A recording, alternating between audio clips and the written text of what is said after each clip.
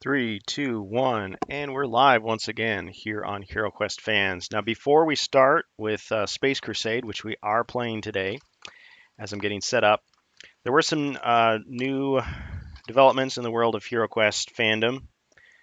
Something official, actually, and I was notified about this by Seek Hashem over on the Discord channel. So thanks to him. Other people posted about it as well, but his was the first that I saw. So as we stare into infinity there, let's take a look at what Avalon Hill is talking about these days. So there's a brand new quest, a free quest that they released. So Hero Quest, try out a new beginning. So you should be able to see what I'm seeing there. I have not played this yet, but they released another free quest, and it looks like this was by Doug Hopkins, same guy who did the Forsaken Tunnels of Zorzel, that other free quest. Now that one was supposed to bridge the gap between Keller's Keep and the game system, I believe. I haven't played that either, and that had some interesting mechanics. But yeah, this new one is supposed to be like an easier first quest to play because over the years, a lot of people pointed out, okay, the European version started with the maze where it didn't really teach you to work together. It was just who gets out of the maze quickest, and it was very easy, almost too easy. Then in the North American version in the EU second edition, they gave you the trial, which was super hard. I mean, they threw a huge number of monsters at you, more than you're going to face for like several quests after, until like maybe quest 5 or 6 does the difficulty kind of catch up with that first one. And even though there's no secret doors or traps, I mean, there's still hazards. There's all kinds of craziness. Now the European version was still easier because you had the single body point monsters, and I think you didn't even get to use magic at all, which made the wizard a lot weaker. But you didn't use treasure cards or anything like that. But yeah, the North American version of the trial, it killed a lot of players. A lot of people, that was just their first and only experience. Now, Stephen Baker, to his credit, tried to release another first quest alternative during the pledge drive of the remake of Hero Quest. So this would have been back in 2020. It was called Rogar's Hall, and it was cool.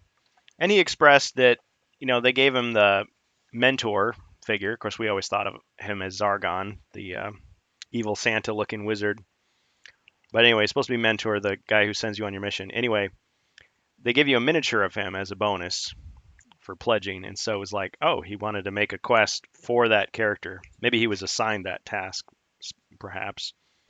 But it was like, okay, I'll make a quest for that. And then he wanted to just kind of sharpen his skills again because he hadn't made any Hero Quest quests for decades. So he was using that as a way to get back in.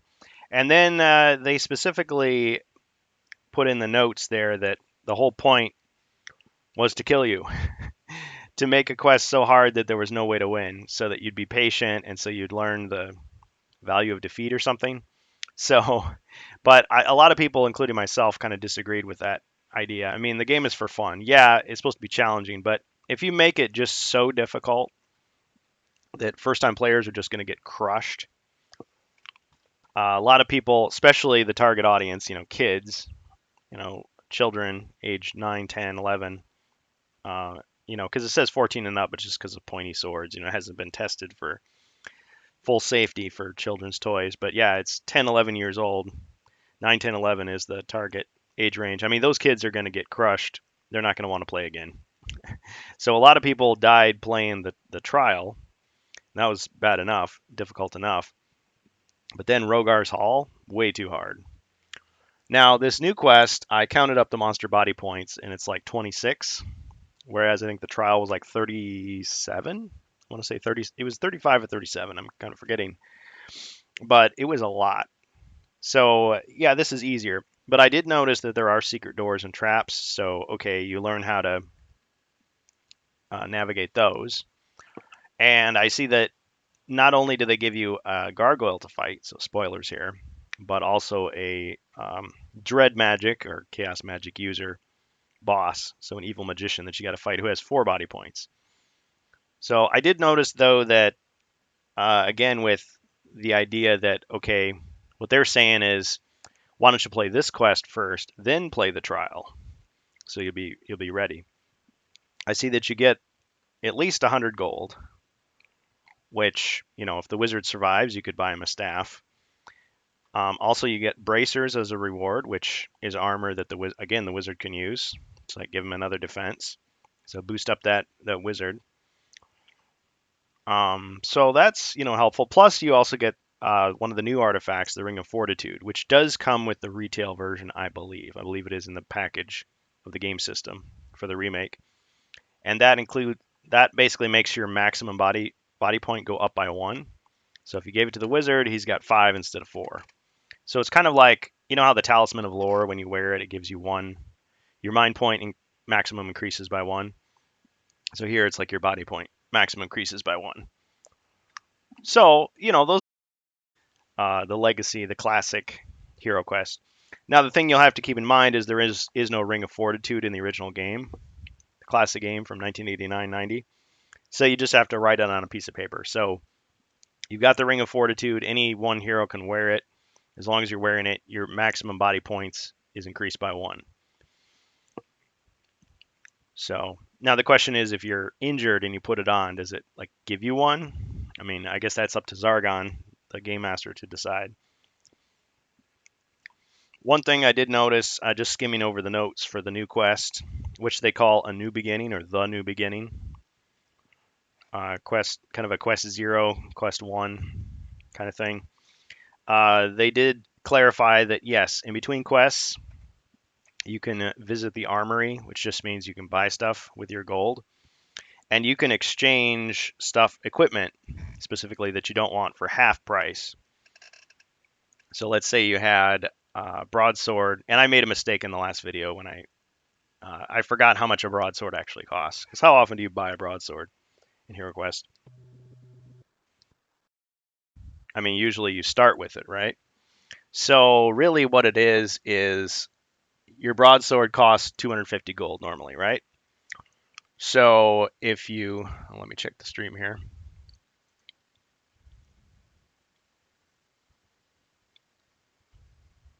Oh yeah, welcome to the strange bus. Sorry for not checking there. Yeah, there was a little problem. I had to restart the stream. Sorry about that. Happens. Usually it happens right when I want to stream. Everything's fine, and then once I get started, it's like the thing freaks out. So yeah, welcome Strange Bus. He's got a great channel, always cross promoting there. And CacSips06, Mid Soon, and Six Flags Magic Mountain. Welcome.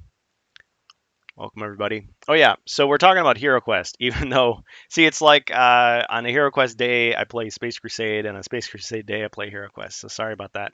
Plans change. But yes, we will get into Space Crusade later. But for now, we're talking about Hero Quest. So yeah, we had this new free quest that they released online, which you could easily adapt to the classic version from the 90s or the 80s. But it is designed for the remake. So anyway, it's supposed to be an easier first quest to start with. So I think that's cool.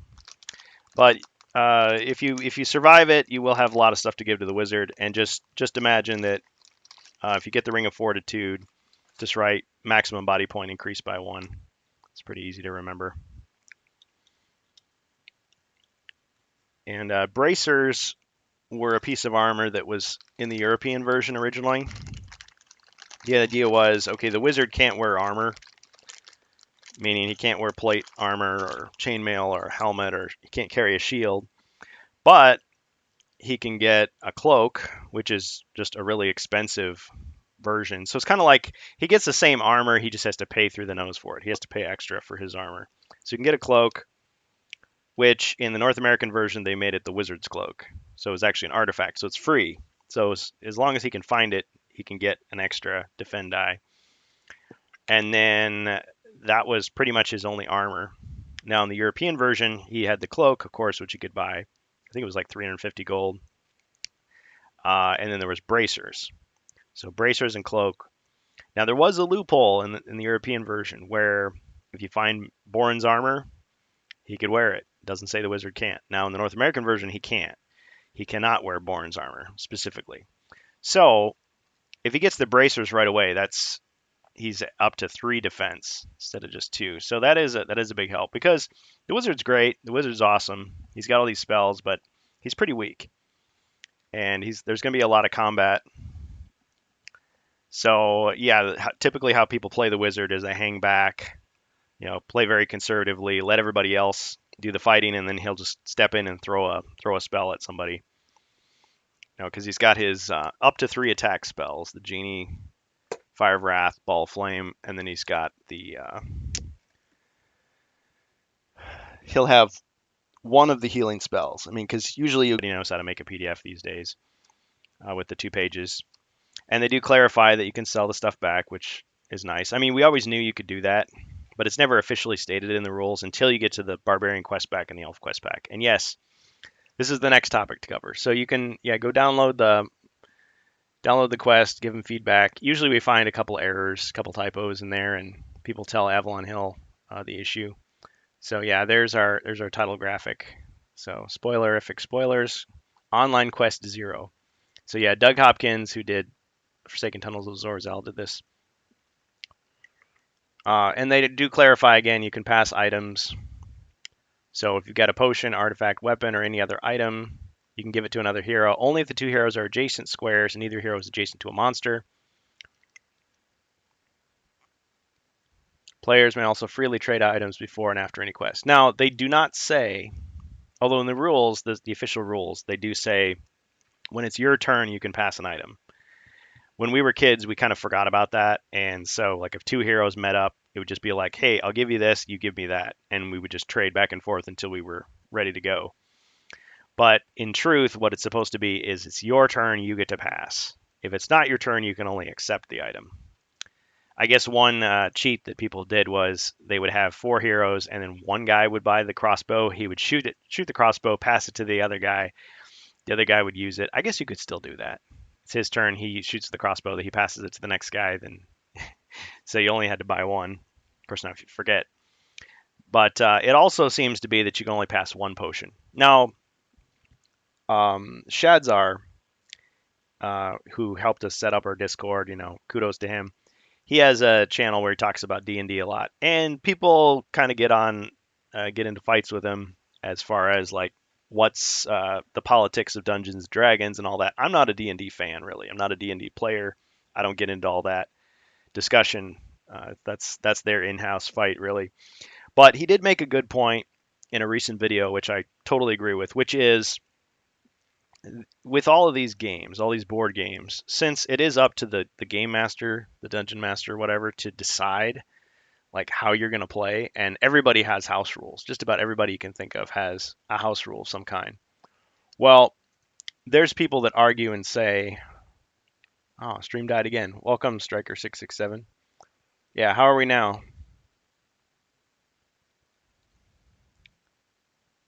Yeah, is everybody able to see the stream here?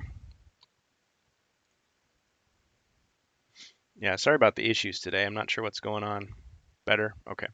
Yeah, I was noticing problems with my internet yesterday, so I don't know what's going on. But yeah. Anyway, I'll just watch it carefully here, so we'll stare into infinity. Now, what was I saying? Yeah, with these games. So you've got the official rules that are put out by the company that designed the game. Oh yeah, yeah. I'm just going to copy and paste the spoilerific link into the chat here so everybody can see. This is a new quest that I was notified exists. So it's a free quest. It's supposed to be like a substitute for the trial, or it can play it before the trial. It's supposed to be like an easier first quest, and it gives you the opportunity to get more stuff. Well, it's so easy to modify Hero Quest. So yeah, the point that Shadzar was making that I agree with is that in these games, you get these arguments between people. I mean, it's really bad form to do it at the gaming table. They call them rules lawyers, where somebody is like, "Oh, you can't do that," and they're not the GM, they're just one of the players, and they're like quoting the rules to the GM and saying, "No, it should be like this," and it just derails the whole experience. So try not to do that, guys. I mean, as a GM, yeah, you want to be as fair and impartial as you can, but you're still running the show, and it's not the players' place to just try to take that grab the reins away and make it into their own game, especially if they're cheating themselves. You know, you reserve the right to modify the rules so that the game works at the table. You know, do your homebrew, your house rules. Well, anyway, his point was that you get these people online who are saying, no, no, no, no, no. This is the right way to play. This is the one way to play Dungeons and Dragons, or let's say Hero Quest, and they say, everybody else needs to play it this way, or you're doing it wrong. You're not playing it the way it was intended. So they talk about rules as written, raw, RAW, and rules as intended, RAI. Well, one counterpoint to that philosophy. I mean, I personally want to know what the designers originally intended. I'm really curious about that. I love seeing like interviews, developer interviews. I love seeing behind the scenes, early drafts. It's like, well, what were they thinking? What did they want? How did they want the game to be played? Because some of the stuff is a little vague, and you kind of have to make a judgment call. Or you're like, I don't like that. Let's just do it this other way. Or maybe you're playing with little kids or something, and you're just like, yeah, yeah, yeah. We'll just say you get extra healing. Sure, why not? Or that you can't quite afford the weapon. Yeah, yeah, yeah. You know what? He gave you a discount. Something like that. Or you know what? I'll let you re-roll. I'll let you get another chance. I mean, you always had that ability. Well, so the counterpoint is in the game itself, they give you permission to modify everything, to change whatever you want, to make your own stuff, and for the GM to just make a judgment call. If you think something's cooler or more fun, just do it that way. If there's a dispute, you get to make the resolution. So even people who say, no, no, no, you've got to play it by the book, you've got to follow the rules exactly as intended. Well, the developers intended for you to be able to modify it at will and make the judgment call, even if the rules elsewhere state some other thing. Because you think about it, you read the quest book, yeah, it tells you in Hero Quest, you got to do this, you got to do that, but the quest may contradict the rule book. It's like, oh, well, in this case, this monster, I know we said a monster can never move through walls, but this one can. Okay. Or here's a card, and this card allows you to move diagonally. Well, diagonally movement is illegal. Well, this lets you do that. So you could always do that. So yeah, just quote the rule back to him. Just say, look, Zargon gets to make the call. And Dungeons and Dragons is the same way. I mean, he quoted Gary Gygax, the creator of Dungeons and Dragons, and it's like, he's like, this is a guide. This isn't, the one and only way to play. And if you're doing it any different from this, you're completely wrong. It's like, no, within the rules, you're given permission to make changes. And it's like, okay, well, I never knew this, but apparently Dungeons and Dragons was a tournament game. You could actually play tournaments with it. It isn't just a storytelling, make it up as you go along kind of game. So it's like, oh, okay, interesting. So you got to have more firm rules, right? But for that session, still, I mean, you want to give a reasonable expectation to the players. Like, okay, this is what is possible within this game. A lot of times, what I'll do when playing Hero Quest is someone suggests, one of the players, like I'm Zargon, I'm the GM, one of the players suggests, I should be able to do this weird, crazy feat. Like, I should be able to flip the table over and use it as a shield during this fight with these orcs that have crossbows. And I'd be like, well, that's not in the rules anywhere, but you know what? Let's give it to you. And so I'll just say, okay, roll one die. If it's a skull, you can do that. If it's anything else, it doesn't work. And just like do it like that. It's like, okay, that's a way to resolve it. And they just have to accept, Zargon's judgment. As the GM, he has the final say. But he wouldn't have to do that. He could just say, nope, you can't do that. Sorry. Play some other game where you can do that. So I think that's cool.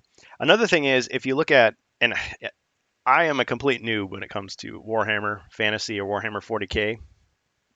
And so I just, I went back to the earliest version of the books that are relevant. So Hero Quest comes out in 89, 90 for the North American version. And so that corresponds to Warhammer Fantasy Battle 3rd edition. So Games Workshop, this is the world more or less. But both Warhammer Fantasy and when you look at 40K, Warhammer 40,000, which is the inspiration for Space Crusade, because Space Crusade comes out in 1990. Rogue Trader, which was the original Warhammer 40,000, is 1987. Well, if you read that core rule book or guidebook or whatever, read the Warhammer Fantasy book, they both pretty much say yeah, here are our models, here's our rules, here's our world, here's our lore. But guess what? If you don't like it or you want to add to it, you can do that. So if you want to invent a brand new kingdom and just insert it somewhere randomly in the world where there's some new fantasy creatures that are never mentioned, if you want to grab some miniatures from some other production line, it doesn't have to be Citadel, and just say, here's this guy, here's his stats, or here's this guy I made out of paper, or made out of clay. And as long as the other people that are playing with you accept it, it's good to go.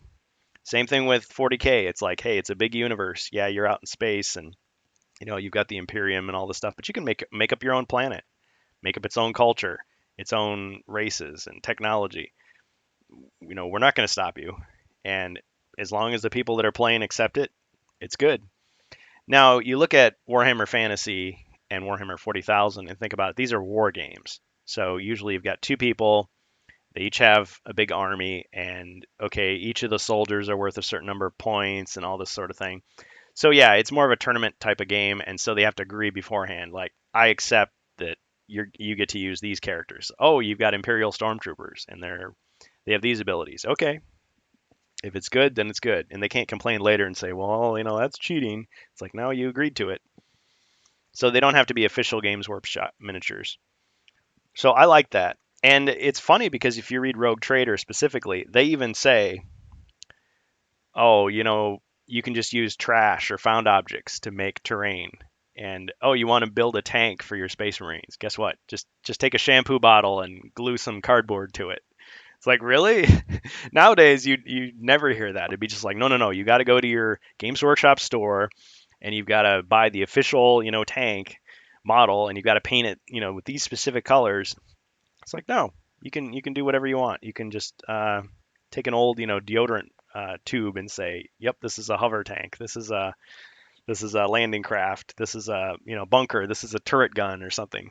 This old toothbrush, is this or whatever. I think that was hilarious. That's great. I mean, if you're a budget gamer like me, you love doing stuff like that anyway. Um, but it's like, okay, great. So once again, within the game, they're saying one of the rules is you can use your imagination. One of the rules is you can customize stuff. One of the rules is, when you're playing a dungeon crawler type game where you have a game master, it's not two armies fighting each other as equals. It's a GM. So Zargon in HeroQuest or the Alien player in Space Crusade, that GM can just say, you know what? Here at our table in this game session, here's these house rules, and that's just how it is. And when it's your turn to be the GM, you can do it some other way. But that's how we're doing it. I love that. So again, people want a rules lawyer. People want to say, well, you're not doing it the way it was intended. It's like George Lucas. Oh, it's my story. I always intended. Well, people change their minds. So new editions of games come out, and all of a sudden the rules are different.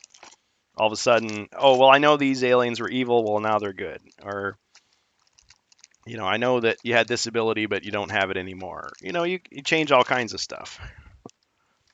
So while I'm talking here, I'm just setting up Space Crusade, and I'm missing a door. So I seem to have lost a door somewhere. But we'll remedy that in a second here. So yeah, so I just thought that was funny.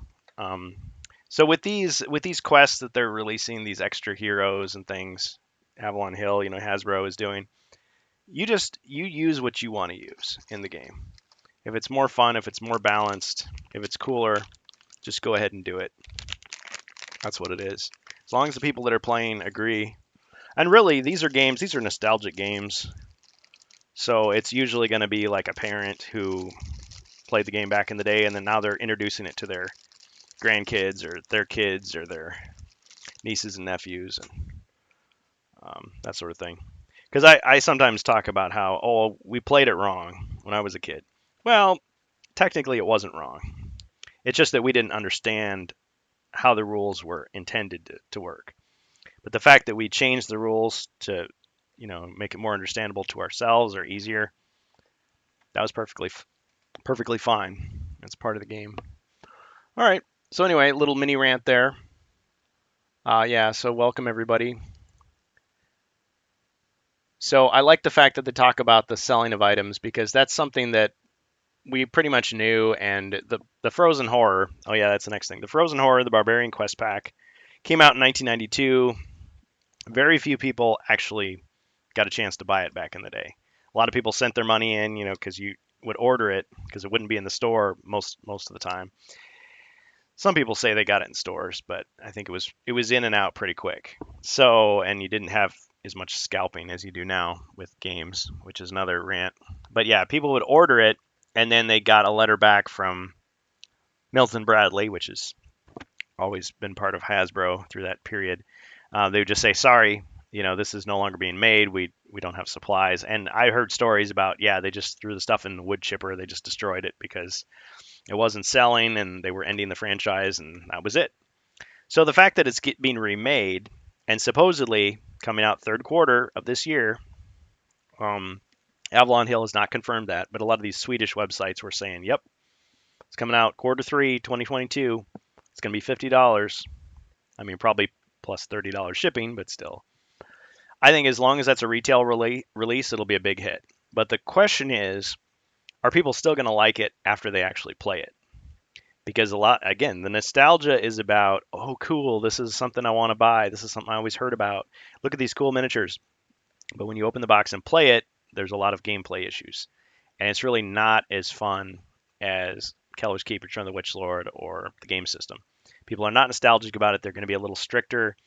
I personally think this could backfire on the company if they don't take some steps. So what's probably going to happen is, this is my prediction, and other people said the same thing, is when the Frozen Horror comes out, let's say late this year, like September or something, it's going to be pretty much the same as it always was. They're going to remove any references to Games Workshop's IP in there, but it's going to be the same stuff.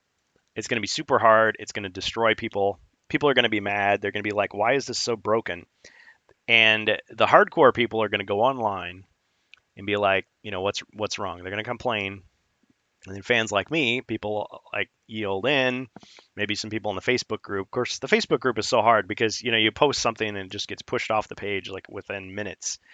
So it's kind of hard to find stuff.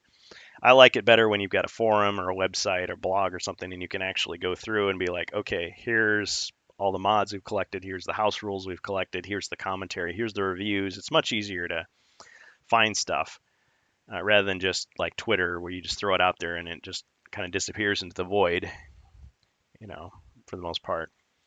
Yeah, so yeah, people are going to go scour online for fixes. And well, how do I do this? And yeah, they always have the ability to just use your imagination, but I think if the company puts out an official errata and says, "Look, here are the issues with the original 1992 version. Here's our suggested fixes." I mean, it'd be best if they printed it in the actual book, but if they can't do that, I would say before they ship it out, they should have just like a one sheet piece of paper saying, "Okay, here's the issues. Fix, fix, fix, fix, fix. Try this. It'll be more enjoyable. It'll be more playable for people who aren't like super hardcore." Because really, even though Barbarian Quest Pack, the Frozen Horror, just like Elf Quest Pack, Mage of the Mirror, even though those are claimed to be expansions that you're playing like after you've beaten all the regular quests, they still have these solo quests where it's supposed to be introducing someone who's brand new to the game. Again, just like they're doing with this free quest here, this new beginning. It's like, oh yeah, here you're brand new to the game. You've never played Hero Quest in your life, and you're a little kid, and this is the first quest you should play. Well, if you make that quest too hard, they're not going to want to play anymore. And so you want to make it somewhat forgiving, somewhat of a tutorial.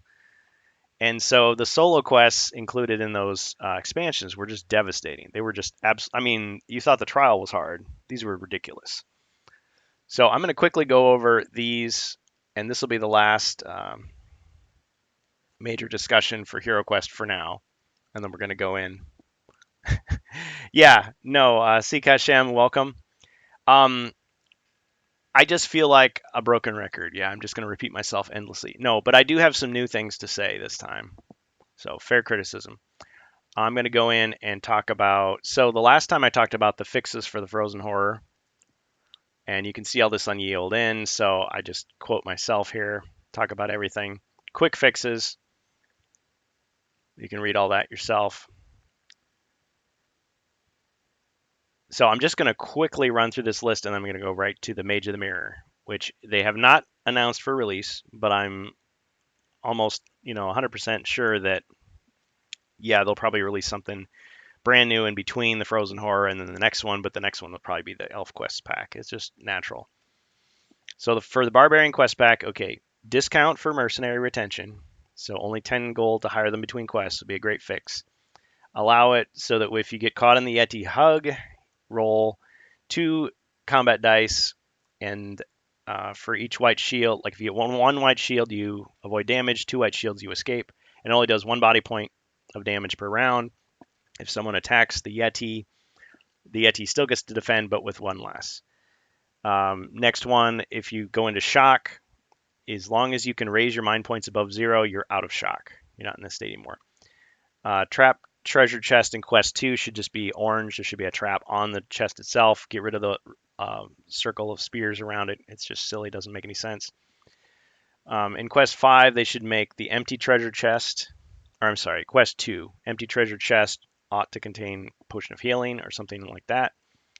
Polar Warbear attack, just make it so that both their attacks are combined into one, and you still get to defend. So if you get extra white shields, it defends against the whole thing.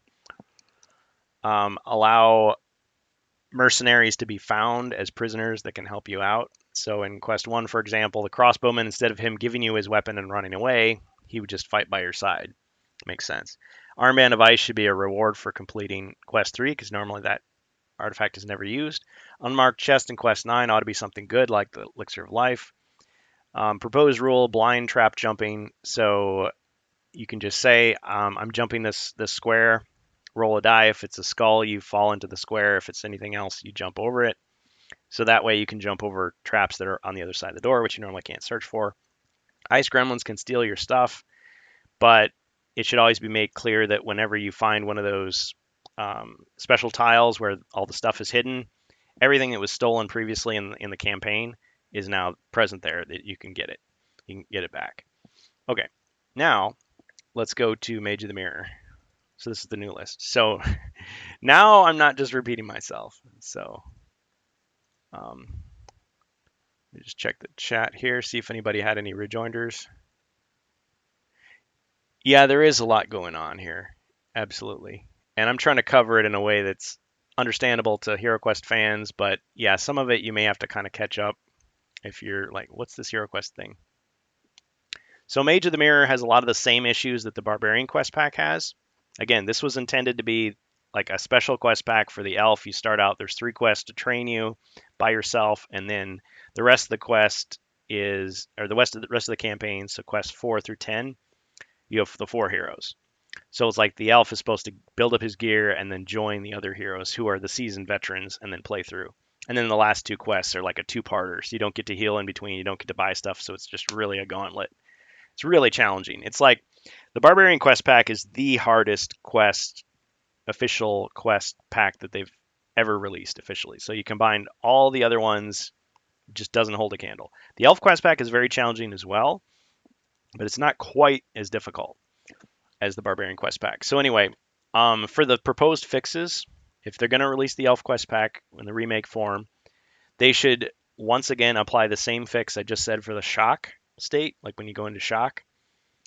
And they should include the blind trap jumping technique as well, because there are a lot of nasty traps that they put on the other side of the door, which are unblockable. I mean, you don't get to roll any defense, you just immediately get hit. So at least you could say, well, there might be a trap here. I'm going to try to jump.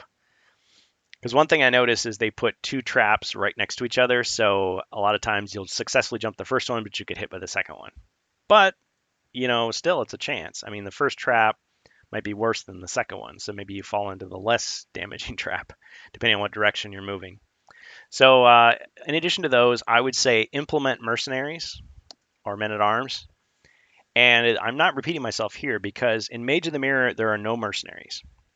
Now, they specifically said Barbarian Quest Pack is going to have 12 mercenaries instead of 6, which is definitely an improvement from the original version. Because if you can afford to hire them, you're going to need every single one of them to survive. Each hero gets 3 mercenaries. But if they do it in the Elf Quest pack as well, just let you hire mercenaries. They can throw in some extra figures, or just let you use the ones from the Frozen Horror if you happen to own it. It's probably better if they have their own. I think that would help a lot. So you got the 4 types of mercenaries, the scouts, the guys with the halberds, the swordsmen, and then the crossbowmen. Also, retaining them with the discount I think is good because without the discount, I mean, you could just use them as cannon fodder. They're going to get killed, and it costs the same to rehire them. So why bother keeping them alive? There is a clarification. So some artifacts, it's really confusing because some artifacts they say can only be used by the elf. Just like there's certain potions only the elf can use. Others they don't say only used by the elf, but they say the elf, like instead of the hero or the player. And so it's like, is it supposed to be just for the elf, or are they just saying that because you found it in the solo quest and you're most likely playing as the elf? Because really, the elf could give the artifact to another hero. Or what if the elf gets killed and like the barbarian picks it up? Well, does he get to use it or not? So if they just clarify that the ones that say only the elf are only the elf and all the rest can be used by any hero. Except there is one where they don't clarify it. That's the Elven Chainmail, which does not have a card for it. I think it ought to have a card. You get it at the end of quest 1, spoilers, as a reward. It says the elf, but it doesn't say only the elf. In the original notes, it said that the wizard couldn't use it. But in the released version, it doesn't say that. So it's like, oh, so just like the loophole where they said the wizard can use Borin's armor. So they should probably clarify that it's not intended to be used by the wizard, but anybody else can use it. Because right now it's just a little confusing. They also ought to use the Elven Bracers artifact, which is exclusive to the elf, as the reward for completing Solo Quest 3. Because right now that card is never implemented in the whole game. So just like the Armband of Ice and the Barbarian Quest pack, nobody ever gets it. It's kind of a shame. I mean, yeah, they give you this stuff when you buy these quest packs. You can use it in your own custom quests. Well, why not use it in the main quest, especially because it's so hard, you need every bit of help you can get. Next thing, suggestion here of correction for Mage of the Mirror, Elf Quest Pack, is this confusing anticlimax of Quest 2. So, spoiler, fix spoilers, you get to letter D. I'm not going to show the map this time because some people didn't like that I was just flashing the map on the screen showing you every detail. I mean, Zargon's supposed to change up the quest anyway if people already know the surprises, so you change the layout beforehand so they can't just memorize it. Or they have their phone secretly at the table, flipping through their smartphone. It's like, no. Smartphones are banned, and I'm changing the quest. If you have photographic memory, you're going to cheat. Okay, so the anticlimax. So you get to the end of the quest, and it's similar to so many other quests where you get to the very end. You fight your way there. You find the 2 attendants that you're supposed to rescue for Queen Terralia, and there's nobody else to fight. So all you're doing is just rolling and rolling and rolling and moving all the way back, winding your way back all the way back through the dungeon back to the beginning. It's really boring because more than likely you didn't just run past the monsters. You fought them and you killed them. And the traps, you know where the traps are, so there's just no challenge. So what they could do, yes, they could spawn a bunch of new monsters, or they could just make it easier to just finish it up. What I would say is a better way to do it would be to put a secret door in the room where you find the attendants, or in the adjoining room that has the final monster that you fight. And that secret door would allow you to take a shortcut back to the stairway. So I think that would be a huge fix. The other thing is it's not really clear because you get there and it says the attendants follow you, but there's no miniature, there's no tile. It's just like, what are they just like sitting on your shoulders, or like how do you control them? So you could just say that they're like little gnomes or something, that they're like riding on your shoulders, or do the firemen's carry with 2 of them at the same time? I don't know, but somehow you lead them back to safety. So a little clarification there would be nice. The other thing is there's a treasure chest, but there's no treasure, and there's a weapons rack, but there's no weapons. So I think what a better way to do it is, yeah, if you go with me for a second here. If you imagine that they're like little people, maybe they're hiding inside the treasure chest, like they're that small, or maybe it's a little bit bigger than normal treasure chest, and they're hiding inside. So you get them out, you bust them out, and then the weapons rack, you could search for treasure. You could search because you search the entire room. So it's like you search the room, oh, you find the two attendants, you rescue them from the chest, and then you grab something from the weapons rack. That could be a nice weapon. So what they did in another quest is they just said, yeah, when you find the weapons rack and search for treasure, you can just pick something from the armory just for free. You just get it. Since the whole point of these solo quests is you're building up the elf, why not just let him have a pick there instead of just nothing? So I think that'd be a good fix. And then you can take the shortcut back to the exit, and it's good. Okay, next fix. Quest 1, the very first chest you find is unmarked. So it doesn't even say it's empty, just unmarked. I think it ought to contain a potion of healing. So either like +4 body points or 1d6 to get, 1 to 6 back, because you need everything you can get. Maybe even 2 potions. I mean, that's one easy way to make a quest easier is just say, look, here's some here you find an extra healing potion. Because when you search for treasure normally, you got to draw from the deck.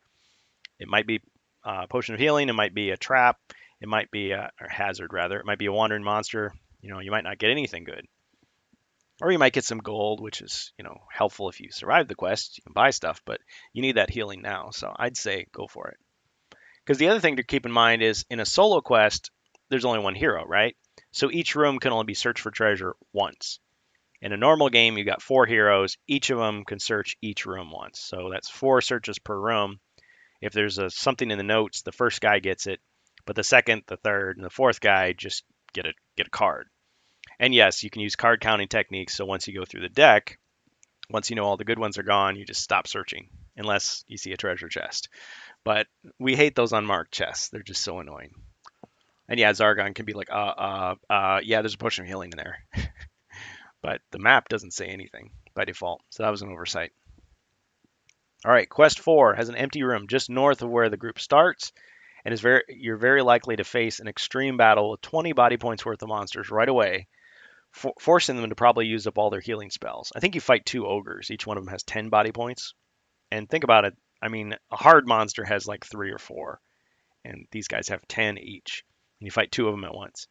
So I would place a treasure chest in that empty room and put some healing potions or some spell scrolls, maybe, because spell scrolls are really good, inside to make the rest of the quest more survivable. Because you just got this empty room. What's the point of the empty room?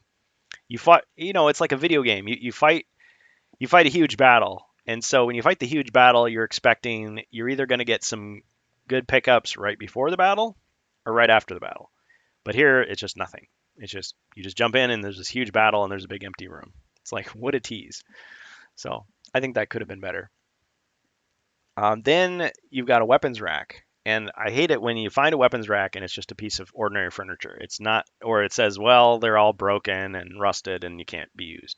Well, instead of that, why not, again, let them pick a piece of equipment from the armory, the first hero who searches at least. So I think that would be, again, a big help. Yeah, you're in quest 4, the first group quest, but, the elf has had all this opportunity to level himself up with gear. Nobody else really has anything. All right, checking the chat. Let me ask you something, says Striker. At my table, we shuffle the deck, each search. Then you pick any card from the deck, search. Do you normally just pull the top card? Well, Striker, here's the thing. Going back to that, Zargon makes the judgment call. Whenever we played back in the day, we would shuffle the treasure deck precisely once at the very start of the quest and repeat that process for every new quest. Technically, if you read the whole rule book cover to cover, it sounds like what they intended was you're supposed to shuffle it every time someone searches. And I think the European version, they say the top card, and the North American version, they say a random card. Now, I did read the whole thing on camera, so I feel bad for not remembering that precisely. But I think it's your choice. I think what they intended was you draw the top card. You shuffle the whole deck, you draw the top card. I've seen some people do where they fan out the cards and say, pick a card, any card, or they'll draw like the first 3 or the first 5 and say, pick one of these. Yeah, you can do it however you want. But again, I think the top card is what they intended. And they really intended it that you're supposed to shuffle it every time, but in actual practice, I usually just shuffle it once at the start. Yeah, good question. But yeah, you can reread the remake rulebook. They clarified very few things. It's pretty much the same as it was in 1990. So But, you know, people who grew up with the European version play it a different way, and that just seems natural to them. Feels more interactive to fan, like an actual search. Just curious. Yeah, because when you think about it, the bad cards, the hazards, the wandering monsters go back into the deck, and the good cards get taken out. So potion, gold, jewels. So eventually you're just going to have bad cards. But if the bad cards just go to the end of the deck, it's like, okay, you start to get bad cards, you know that, okay, this is just a pile of bad cards. And so just everybody stop searching. Stop searching for treasure because we're going to get bad stuff. You know, the card counting, like I mentioned earlier. Whereas if it's shuffled in there, you never know. You just say, okay, let's see. We got, you know, you got 2 gems, 2 jewels, 3 gold, uh, 3 potion. Okay, everybody stop. Yeah. Now, the Barbarian quest pack and the Elf quest pack each add a few more cards to the treasure deck, both good and bad. So you have to readjust your card counting techniques there. But yeah, the game system, you could pretty much just memorize it and be like, okay, everybody stop searching. But if it's constantly being shuffled or you're picking random cards, yeah, it could be different. Yeah, you do what you think is best. All right, back to the fixes for Mage of the Mirror. Almost done with this, and then we can finally get into some Space Crusade. So yeah, whenever you get a heavily guarded treasure chest and then there's just nothing in it, that just that would that would piss me off if I was playing. You know, half your party gets killed, and then what were you fighting for? Just empty. I mean, it just seems like they're really rub it in your face. It's not cool. I mean, you can play it the original way. You can play it the hard mode, but it's extreme and yeah, dickish as they say. Okay, so quest 7 features a heavily guarded but unmarked treasure chest once again. It should contain another elixir of life, so you can bring a dead hero back to life. A couple of healing potions or spell scrolls after a massive fight like this, I would say. And again, quest 9. Clarify. So, spoilers, Sinestra is the final boss. So in quest 9, clarify that Sinestra has to flee, taking at least 3 turns, from her start into the room to the northeast to be able to use a reanimation spell, since there are no undead to raise anywhere else other than the room with the stairs, which is even farther away. If the secret door was never opened, allow Sinestra to be able to open it to bring the undead into the fight. So you give the final boss a magic power that allows her to resurrect all the dead zombies, skeletons, and mummies in the room to fight the heroes again. But guess what? There aren't any in the room where you find her. She has to like move way over to the other end of the board to find a room where there were undead monsters to bring them back. So I think if you give them the heads up, the battle won't be quite so easy because they give you some powerful gear by then. I mean, at least they give you that in this quest pack. So if you survive to the final boss, you're gonna have an easy time. But at least this gives Zargon something to do controlling the bad guys, so they don't just get killed right away. Won't be quite such an anticlimax. Then this is just a small thing. Clarify whether the Elven Cloak of Passage, which is something you find in the treasure deck, it allows you to pass through rock 3 times. Clarify whether it's meant to allow a hero trapped inside solid rock to escape, or if he still dies if he just ends his movement there. So let's say you pass through a wall and you stop moving, and you're in a room, but according to Zargon's map, that's solid rock. There's no actual room there. You're dead. But it's like, okay, Zargon could be like, okay, watch out, you're in solid rock. So if you've got movement left, you could use the rest of your turn to like get out of it and get to a place where you know is safe.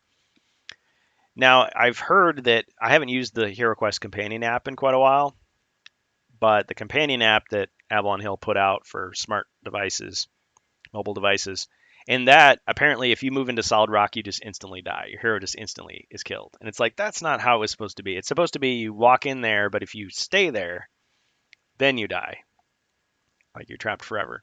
But the question is when you've got the Elven Cloak of Passage, you've got 3 uses of it. So you use it to move in there once, and it's like, would Zargon be like, hey, you're in solid rock. Next turn, you can get out, use another use of the Elven Cloak of Passage? Or is it still just like, nope, too bad, so sad, you're in there, you're dead? Because it's magic, who knows how it really works, right? So a little clarification would be nice. So really, it doesn't seem like that many fixes. Again, it's like the top 10 fixes. which is really just more mercenaries, or mercenaries to begin with, more healing. One thing they do in Mage of the Mirror is there are these enemy elves that you fight, and some of them like switch over to your side so you could get to control them, but that hardly ever happens, and it's towards the end of the game. Whereas when you really need those extra mercenaries to help you out is in the first three quests. Because originally in both Barbarian and Elf quest pack, they say you cannot hire mercenaries, period, until you the group quests. But you can get around that by saying, oh, you found a prisoner. He's going to help you. Or you found a bad guy, but he changes his allegiance. He's like, don't kill me. I'll help you out. It's like, okay. So now you got a guy to control. And then at the end of the quest, you don't get to control him anymore. But then once you get into the group quest, yes, you can use some of your gold in between quests to hire some guys to help you out. And they've only got 2 body points anyway, so they may just get slaughtered, but at least you've got some more firepower. All right, so that was pretty much all I wanted to say about HeroQuest today. Oh, let's see, just couple quick things from people in the chat. Add some dead into the room. Yeah, yes. Seek Hashem, that's the most straightforward thing is, yeah, just put some zombies or some skeletons or mummies in with Sinestra, like as her bodyguards. Because she has all these other monsters that are fighting by her side, but they're not any of the ones she can bring back with her spell. Now, that would encourage her to stay there. But yeah, that would be a simpler fix. It's like, hey, you get this cool, like, evil magic, and it is unlikely you'd ever even use it. And then Stryker says the app works at least now that if you stop in Solid Rock, you're trapped. Okay, so that is good. It sounds like they fixed it. Because people were telling me that as soon as you set foot into Solid Rock, even if you've got like 11 more squares of movement left, it just kills you. It just says your hero's dead. He's trapped forever. So that's how it should work, is that if you stop inside Solid Rock. Now, the thing about the North American rules is that if there's a falling block trap, or if you use the pass through rock, you can be trapped forever a lot easier than in the European version. Because in the European version, if you have a toolkit or you're the dwarf, you can fix a falling block trap. Like you can clear the debris out of the way and get out of the way.